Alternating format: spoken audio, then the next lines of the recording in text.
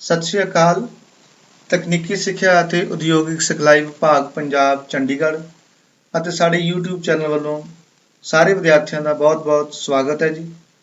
ਅੱਜ ਦੇ ਇਸ ਲੈਕਚਰ ਦੇ ਵਿੱਚ ਅਸੀਂ ਗੱਲ ਕਰਾਂਗੇ ਦਾਖਲਾ ਪ੍ਰਕਿਰਿਆ ਦੀ। ਦਾਖਲਾ ਪ੍ਰਕਿਰਿਆ ਦੇ ਅੰਦਰ ਯੋਗਤਾ ਦੀਆਂ ਸ਼ਰਤਾਂ ਅਤੇ ਲੋੜੀਂਦੇ ਦਸਤਾਵੇਜ਼, ਫੀਸ ਦਾ ਵੇਰਵਾ ਅਤੇ ਸਕਾਲਰਸ਼ਿਪ ਸਕੀਮਾਂ ਬਾਰੇ ਅਸੀਂ ਇਸ ਲੈਕਚਰ ਅੰਦਰ ਗੱਲ ਕਰਾਂਗੇ। ਸਭ ਤੋਂ ਪਹਿਲਾਂ ਅਸੀਂ ਦੇਖਾਂਗੇ ਕਿ ਉਦਯੋਗਿਕ ਸਿਖਲਾਈ ਸੰਸਥਾਵਾਂ ਕੀ ਨੇ। ਉਦਯੋਗਿਕ ਸਿਖਲਾਈ ਸੰਸਥਾਵਾਂ ਜਿਨ੍ਹਾਂ ਨੂੰ ਅਸੀਂ ਆਮ ਕਰਕੇ ITI ਕਹਿ ਦਿੰਦੇ ਹਾਂ ਅਤੇ ਉਦਯੋਗਿਕ ਸਿਖਲਾਈ ਕੇਂਦਰ ਭਾਰਤ ਵਿੱਚ ਸੈਕੰਡਰੀ ਤੋਂ ਬਾਅਦ ਦੇ ਸਕੂਲ ਹਨ ਜੋ ਡਾਇਰੈਕਟੋਰੇਟ ਜਨਰਲ ਆਫ ਟ੍ਰੇਨਿੰਗ, ਨਵੀਂ ਦਿੱਲੀ, ਹੁਨਰ ਵਿਕਾਸ ਅਤੇ ਉੱਦਮਤਾ ਮੰਤਰਾਲੇ, ਕੇਂਦਰ ਸਰਕਾਰ ਦੇ ਅਧੀਨ ਵੱਖ-ਵੱਖ ਟ੍ਰੇਡਾਂ ਵਿੱਚ ਸਿਖਲਾਈ ਪ੍ਰਦਾਨ ਕਰਨ ਲਈ ਸਥਾਪਿਤ ਕੀਤੇ ਗਏ ਹਨ। ਉਦਯੋਗਿਕ ਸਿਖਲਾਈ ਸੰਸਥਾਵਾਂ ਅਸਲ ਵਿੱਚ national council of vocational training ਦੀ ਦਿਸ਼ਾ ਨਿਰਦੇਸ਼ ਤਹਿਤ ਕਰਾਫਟਮੈਨ ਟ੍ਰੇਨਿੰਗ ਸਕੀਮ ਚਲਾਉਂਦੀਆਂ ਹਨ ਜੋ ਕਿ ਦੇਸ਼ ਵਿੱਚ ਕਿੱਤਾ ਮੁਖੀ ਸਿਖਲਾਈ ਦੇ ਵਿਕਾਸ ਦਾ ਤਾਲਮੇਲ ਕਰਦੀ ਹੈ। ਇਸ ਤਰ੍ਹਾਂ state council of vocational training ਰਾਜ ਪੱਧਰ ਤੇ ਵੋਕੇਸ਼ਨਲ ਟ੍ਰੇਨਿੰਗ ਦੇ ਇਕੱਤਰਿਤ ਵਿਕਾਸ ਦਾ ਤਾਲਮੇਲ ਲਈ ਜ਼ਿੰਮੇਵਾਰ ਹੈ।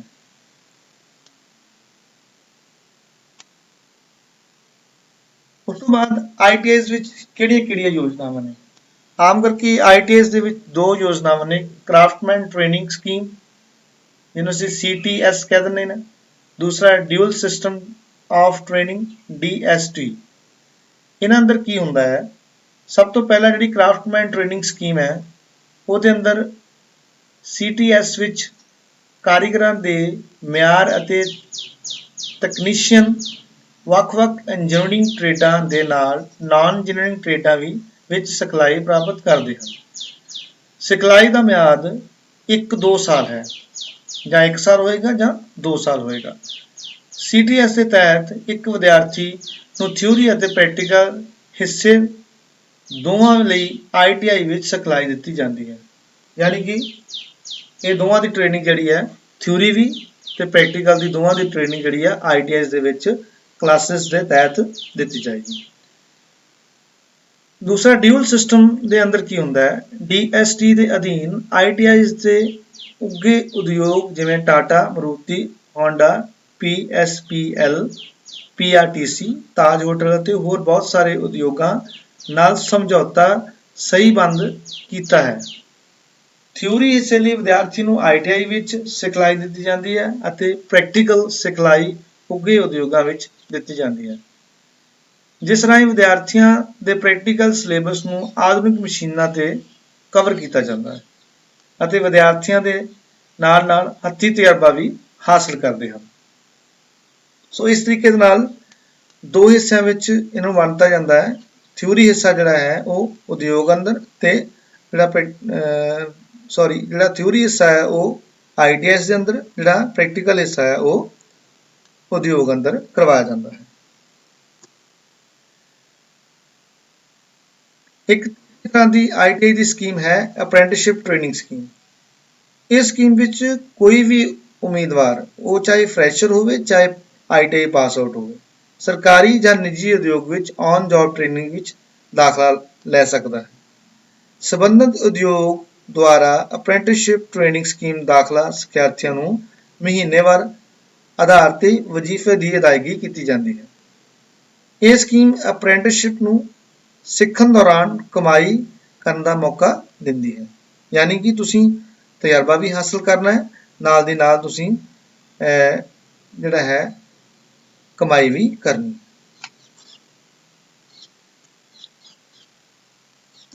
ਉਸ ਤੋਂ ਬਾਅਦ ਦਾਖਲਾ ਦੀ ਪ੍ਰਕਿਰਿਆ। ਪੰਜਾਬ ਵਿੱਚ ਹੁਣ ਦਾਖਲਾ ਸ਼ੁਰੂ ਹੋ ਚੁੱਕਾ ਹੈ। 9/8/2020 ਤੋਂ ਦਾਖਲਾ ਸ਼ੁਰੂ ਹੋ ਚੁੱਕਾ ਹੈ। ਆਨਲਾਈਨ ਐਡਮਿਸ਼ਨ ਚਾਲੂ ਹੋ ਚੁੱਕੀਆਂ ਨੇ।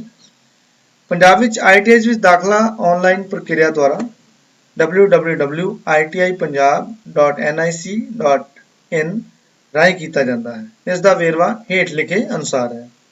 ਸਭ ਤੋਂ ਪਹਿਲਾਂ ਸਿੱਖਿਆਰਥੀ ਕੀ ਕਰਦਾ, ਆਨਲਾਈਨ ਪੋਰਟਲ ਨੂੰ ਖੋਲ ਕੇ ਆਪਣੇ ਆਪ ਨੂੰ ਰਜਿਸਟਰ ਕਰਦਾ ਹੈ। ਉਸ ਤੋਂ ਉਪਰੰਤ ਰਜਿਸਟਰ ਕਰਨ ਸਮੇਂ ਉਮੀਦਵਾਰ ਆਪਣੇ ਲੋੜੀਂਦੇ ਦਸਤਾਵੇਜ਼ ਦਾਖਲਾ ਪੋਰਟਲ ਤੇ ਅਪਲੋਡ ਕਰਨਗੇ। ਅਪਲੋਡ ਕਰਨ ਤੋਂ ਬਾਅਦ ਉਮੀਦਵਾਰ ਆਪਣੇ ਦਸਤਾਵੇਜ਼ ਨੂੰ ਆਨਲਾਈਨ ਵੈਰੀਫਿਕੇਸ਼ਨ ਫੀਸ 100 ਰੁਪਏ ਦਾ ਭੁਗਤਾਨ ਕਰਕੇ ਆਨਲਾਈਨ ਵੈਰੀਫਾਈ ਕਰਵਾ ਸਕਦੇ ਹਨ।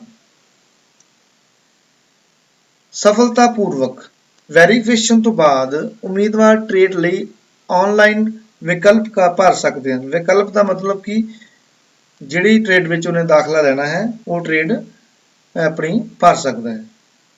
ਕਾਉਂਸਲਿੰਗ ਦੇ ਦੌਰਾਨ ਰੈਂਕ ਮੈਰਿਟ ਦੇ ਆਧਾਰ ਤੇ ਤਿਆਰ ਕੀਤਾ ਜਾਂਦਾ ਹੈ ਅਤੇ ਉਮੀਦਵਾਰ ਨੂੰ ਪ੍ਰੋਵੀਜ਼ਨਲ ਸੀਟ ਅਲਾਟਮੈਂਟ ਲੈਟਰ ਜਾਰੀ ਕੀਤਾ ਜਾਂਦਾ ਹੈ। ਉਸ ਤੋਂ ਬਾਅਦ ਆਨਲਾਈਨ ਵਿਧੀ ਰਾਹੀਂ ਦਾਖਲਾ ਫੀਸ ਜਮ੍ਹਾਂ ਕਰਨ ਤੋਂ ਬਾਅਦ ਉਮੀਦਵਾਰ ਸੰਬੰਧਿਤ ਇੰਸਟੀਚਿਊਟ ਵਿੱਚ ਦਾਖਲ ਹੁੰਦੇ ਹਨ। ਇਸ ਤਰੀਕੇ ਨਾਲ ਜਿਹੜਾ ਹੈਗਾ ਇਹ ਦਾਖਲੇ ਦੀ ਪ੍ਰਕਿਰਿਆ ਜਿਹੜੀ ਹੈਗੀ ਆ ਇਹ ਸੰਪੂਰਨ ਹੋ ਜਾਂਦੀ ਹੈ। ਉਸ ਤੋਂ ਬਾਅਦ ਯੋਗਤਾ, ਕੀ ਯੋਗਤਾ ਹੋਵੇ।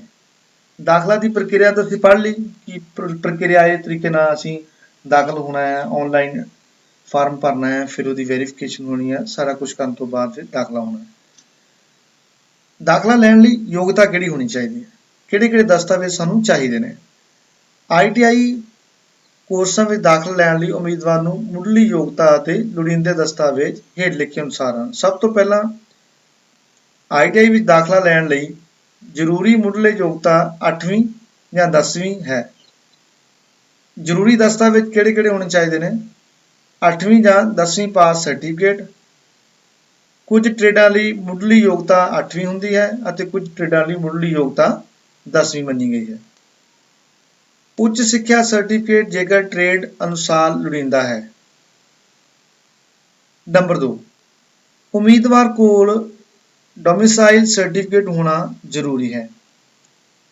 ਤੀਸਰਾ, ਸ਼੍ਰੇਣੀ ਸਰਟੀਫਿਕੇਟ, ਜੇ ਅਨੁਸੂਚਿਤ ਜਾਤੀ ਜਾਂ BC OBC ਸ਼੍ਰੇਣੀ ਨਾਲ ਸੰਬੰਧ ਰੱਖਦਾ ਹੈ ਵਿਦਿਆਰਥੀ ਤਾਂ ਉਸ ਕੋਲ ਇਹ ਸਰਟੀਫਿਕੇਟ ਹੋਣਾ ਚਾਹੀਦਾ ਹੈ। ਇਸ ਦੇ ਨਾਲ ਨਾਲ ਅਗਰ ਸਿੱਖਿਆਰਥੀ ਨੇ ਵਜ਼ੀਫਾ ਅਪਲਾਈ ਕਰਨਾ ਤਾਂ ਉਹ ਆਪਣਾ ਆਮਦਨ ਦਾ ਸਰਟੀਫਿਕੇਟ ਵੀ ਨਾਲ ਹੀ ਬਣਾ ਕੇ ਰੱਖੇ ਤਾਂ ਕਿ ਉਹਦਾ ਵਜ਼ੀਫਾ ਅਪਲਾਈ ਕਰਨ ਵਿੱਚ ਸੌਖ ਹੋ ਸਕੇ। ਚੌਥਾ, ਚਰਿੱਤਰ ਸਰਟੀਫਿਕੇਟ, ਜਿਹਨੂੰ ਅਸੀਂ ਆਮ ਕਰਕੇ ਅੰਗਰੇਜ਼ੀ ਵਿੱਚ ਕਰੈਕਟਰ ਸਰਟੀਫਿਕੇਟ ਬੋਲਦੇ ਹਾਂ, ਉਹ ਵੀ ਹੋਣਾ ਬਹੁਤ ਜ਼ਰੂਰੀ ਹੈ। ਵਿਦਿਆਰਥੀ ਜਿੱਥੋਂ ਪੜ੍ਹ ਕੇ ਆਇਆ, ਜਿਸ ਵੀ ਸਕੂਲ ਵਿੱਚ ਪੜ੍ਹ ਕੇ ਆਇਆ, ਉਹ ਸਕੂਲ ਉਹਨੂੰ ਕਰੈਕਟਰ ਸਰਟੀਫਿਕੇਟ ਮੁਹੱਈਆ ਕਰਾਏਗਾ। ਉਸ ਤੋਂ ਬਾਅਦ ਆਧਾਰ ਕਾਰਡ, ਉਸ ਤੋਂ ਬਾਅਦ ਮੋਬਾਈਲ ਨੰਬਰ ਤੇ ਇੱਕ ਈਮੇਲ ਵਿਦਿਆਰਥੀ ਦੀ ਹੋਣੀ ਬਹੁਤ ਜ਼ਰੂਰੀ ਹੈ। ਵੇਰਵਾ, ਫੀਸ ਸਾਲ ਦੀ 3450 ਰੁਪਏ ਹੈ। ਕੋਈ ਵੀ ਟ੍ਰੇਡ ਲੈ ਲਓ ਤੁਸੀਂ, ਕੋਪਾ ਲੈ ਲਓ, ਸਵਿੰਗ ਟੈਕਨੋਲੋਜੀ ਲੈ ਲਓ, ਕਾਸਮੈਟੋਲੋਜੀ ਲੈ ਲਓ, ਇੱਕ ਸਾਲ ਦੀ ਟ੍ਰੇਡਸ ਜਿਹੜੀਆਂ ਹੈਗੀਆਂ, ਜਿੰਨੀਆਂ ਵੀ 1 ਸਾਲ ਦੀਆਂ ਟ੍ਰੇਡਸ ਹੈਗੀਆਂ ਨੇ ਉਹ 3450 ਰੁਪਏ ਫੀਸ ਜਿਹੜੀ ਹੈਗੀ ਆ ਉਹ ਨਿਰਧਾਰਿਤ ਕੀਤੀ ਹੈ, ਜਿਹਦੇ ਵਿੱਚ ਪ੍ਰੀਖਿਆ ਫੀਸ ਹੈ, ਲਾਇਬ੍ਰੇਰੀ ਫੀਸ ਹੈ, ਦਾਖਲਾ ਮੈਡੀਕਲ, ਸੇਵਾਦਾਰ, ਰੈੱਡ ਕਰਾਸ, ਵਿਦਿਆਰਥੀ ਫੰਡ ਹੈ, ਸਿਕਿਉਰਿਟੀ ਤੇ ਖੇਡ ਫੰਡ ਹੈ, ਔਰ ਇਹ ਕੁੱਲ ਮਿਲਾ ਕੇ 3450 ਰੁਪਏ ਜਿਹੜੇ ਆ ਉਹ ਸਾਲ ਦੇ ਬਣਦੇ ਆ। ਕੋਈ ਫੀਸ ਜ਼ਿਆਦਾ ਨਹੀਂ ਹੈ। ਇਹ ਜਨਰਲ ਕੈਟਾਗਰੀ ਦੀ ਫੀਸ ਹੈ। SC ਕੈਟਾਗਰੀ ਦੀ ਫੀਸ ਜਿਹੜੀ ਹੈਗੀ ਆ ਉਹ ਬਿਲਕੁਲ ਫ੍ਰੀ ਹੈ, ਔਰ ਜਿਹੜੇ SC ਕੈਟਾਗਰੀ ਦੇ ਸਟੂਡੈਂਟਸ ਨੂੰ ਅਗਰ ਫੀਸ ਮਾਫ ਹੈ ਤਾਂ ਉਹਨਾਂ ਦੇ ਦਸਤਾਵੇਜ਼ ਜਿਹੜੇ ਹੈਗੇ ਉਹ ਦਾਖਲਾ ਦੌਰਾਨ ਪੂਰੇ ਹੋਣੇ ਚਾਹੀਦੇ ਹਨ। SC ਸ਼੍ਰੇਣੀ ਦੇ ਸਿੱਖਿਆਰਥੀ ਤੋਂ ਸਾਰੇ ਜ਼ਰੂਰੀ ਦਸਤਾਵੇਜ਼ ਜਿਵੇਂ SC ਸ਼੍ਰੇਣੀ ਸਰਟੀਫਿਕੇਟ, ਸਾਲਾਨਾ ਆਮਦਨ ਜਿਹੜੀ ਕਿ 2,50,000 ਤੋਂ ਘੱਟ ਹੋਵੇ, ਸਰਟੀਫਿਕੇਟ, ਸਵੈ ਘੋਸ਼ਣਾ ਆਦਿ ਪੇਸ਼ ਕਰਨ ਉਪਰੰਤ ਸਿਰਫ 100 ਰੁਪਇਆ 50 ਰੁਪਏ ਸਿਕਿਉਰਿਟੀ ਅਤੇ 50 ਰੁਪਏ ਖੇਡ ਫੰਡ ਹੀ ਲਿਆ ਜਾਵੇਗਾ। ਇਸ ਤੋਂ ਇਲਾਵਾ ਕੋਈ ਹੋਰ ਟਿਊਸ਼ਨ ਫੀਸ ਦਾ ਭੁਗਤਾਨ ਜਾਂ ਗੈਰ ਭੁਗਤਾਨ ਯੋਗ ਫੀਸ ਨਹੀਂ ਲਈ ਜਾਂਦੀ। ਇਸ ਤੋਂ ਇਲਾਵਾ ਕੋਈ ਫੀਸ ਨਹੀਂ ਲਈ ਜਾਏਗੀ। ਸੋ ਬਹੁਤ ਸੌਖਾ ਪ੍ਰੋਸੀਜਰ ਹੈ। ਅਗਰ ਤਾਂ ਤੁਸੀਂ ਫੀਸ ਮਾਫ ਕਰਵਾਉਣੀ ਹੈ ਤਾਂ ਤੁਹਾਡੇ ਕੋਲ ਸਾਰੇ ਸਰਟੀਫਿਕੇਟ ਜਿਹੜੇ ਹੈਗੇ ਆ ਉਹ ਹੋਣੇ ਚਾਹੀਦੇ ਆ।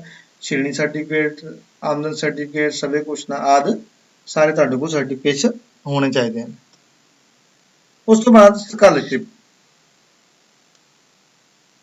ਵੀ ITIs ਦੇ ਵਿੱਚ ਮਿਲਦੀ ਆ, ਤਕਰੀਬਨ ਸਾਰੇ ਸਟੂਡੈਂਟਸ ਨੂੰ ਮਿਲਦੀ ਆ। ਜਿਹੜੇ SC ਸਟੂਡੈਂਟਸ, OBC ਆ, ਅਨੁਸੂਚਿਤ ਜਾਤੀ ਸਟੂਡੈਂਟ ਹੈ, ਉਹਨਾਂ ਨੂੰ ਤਾਂ ਵਜ਼ੀਫਾ ਮਿਲਦਾ ਹੀ ਹੈ। ਔਰ ਦੂਸਰਾ ਜਿਹੜਾ ਹੈ ਨੈਸ਼ਨਲ ਸਕਾਲਰਸ਼ਿਪ ਅਧੀਨ ਮਿਨੋਰਿਟੀ ਨੂੰ ਵੀ ਵਜ਼ੀਫਾ ਮਿਲਦਾ ਹੈ, ਜਿਵੇਂ ਸਿੱਖ ਹੈਗੇ ਆ, ਜੈਨੀ ਹੈ, ਬੋਧੀ ਹੈ, ਉਹਨਾਂ ਨੂੰ ਵੀ ਵਜ਼ੀਫਾ ਇਹ ਪ੍ਰਾਪਤ ਹੁੰਦਾ ਹੈ। ਪੰਜਾਬ ਸਰਕਾਰ ਅਨੁਸੂਚਿਤ ਜਾਤੀ BC OBC ਘੱਟ ਗਿਣਤੀ ਸ਼੍ਰੇਣੀਆਂ ਦੇ ਵਿਦਿਆਰਥੀਆਂ ਨੂੰ ਵਜ਼ੀਫਾ ਪ੍ਰਦਾਨ ਕਰਦੀ ਹੈ। ਯੋਗ ਵਿਦਿਆਰਥੀ ਜਿਹੜੇ ਅਨੁਸੂਚਿਤ ਜਾਤੀ ਜਾਂ BC OBC ਨਾਲ ਸੰਬੰਧ ਰੱਖਦੇ ਹਨ, ਉਹ ਡਾਕਟਰ ਅੰਬੇਦਕਰ ਪੋਰਟਲ ਤੇ ਪੋਸਟ ਮੈਟ੍ਰਿਕ ਸਕਾਲਰਸ਼ਿਪ ਲਈ ਬੇਨਤੀ ਪੱਤਰ ਕਰ ਸਕਦੇ ਹਨ। ਘੱਟ ਗਿਣਤੀ ਸ਼੍ਰੇਣੀ ਸੰਬੰਧਿਤ ਵਿਦਿਆਰਥੀ ਰਾਸ਼ਟਰੀ ਸਕਾਲਰਸ਼ਿਪ ਪੋਰਟਲ ਤੇ ਆਪਣੀ ਅਰਜ਼ੀ ਦੇ ਸਕਦੇ ਹਨ।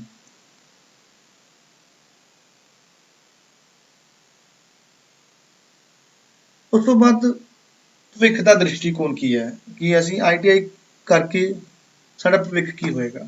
ਸਾਡਾ ਭਵਿੱਖ ਬੜਾ ਸ਼ਾਰਪ ਹੈ। ਅੱਜ ਕੱਲ ਹਰ ਕੰਪਨੀ, ਸਰਕਾਰੀ, ਪ੍ਰਾਈਵੇਟ, ਕੋਆਪਰੇਟਿਵ ਸੁਸਾਇਟੀਜ਼ ਜਾਂ ਜਿੰਨੇ ਵੀ ਕੋਈ ਹੋਰ ਅਦਾਰੇ ਹਨ, ਉਹ ITI ਨੂੰ ਹੀ ਪਹਿਲ ਦੇ ਆਧਾਰ ਤੇ ਸਟੂਡੈਂਟ ਨੂੰ ਲੈਂਦੇ ਹਨ। ਵਿਦਿਆਰਥੀ ਸਰਕਾਰੀ, ਰੇਲਵੇ, PSPL, PRTC ਅਤੇ ਹੋਰ ਬਹੁਤ ਸਾਰੇ ਖੇਤਰ ਵਿੱਚ ਨੌਕਰੀ ਦੇ ਮੌਕੇ ਪ੍ਰਾਪਤ ਕਰ ਸਕਦਾ ਹੈ। ਸਰਕਾਰੀ ਨੌਕਰੀਆਂ ਲਈ ਜਿੰਨੇ ਵੀ ਨੌਕਰੀਆਂ ਨਿਕਲਦੀਆਂ ਸਰਕਾਰੀ, ਉਹਨਾਂ ਲਈ ITI ਹੀ ਮੰਗੀ ਜਾਂਦੀ ਹੈ।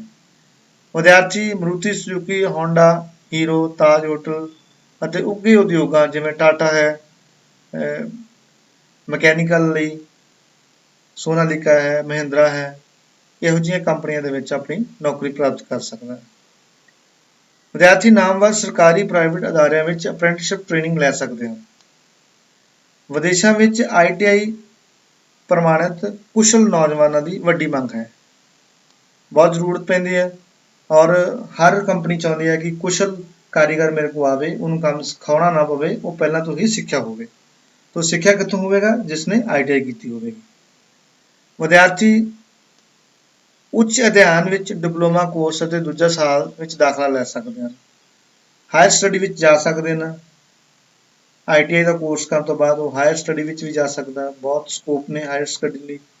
ਵਿਦਿਆਰਥੀ CTI ਕੋਰਸ ਕਰ ਸਕਦੇ ਹਨ ਔਰ ਵਿਦਿਆਰਥੀ ਸਵੈ ਰੁਜ਼ਗਾਰ ਵੀ ਆਪਣਾ ਚਲਾ ਸਕਦੇ ਹਨ, ਜਿਵੇਂ ਮੋਟਰ ਮਕੈਨਿਕ ਹੈ, AC ਰੈਫ੍ਰਿਜਰੇਟਰ ਹੈ, ਫਿਟਰ ਦਾ ਕੰਮ ਹੈ, ਤਾਂ ਆਪਣਾ ਕੰਮ ਵੀ ਕਰ ਸਕਦੇ ਹਨ।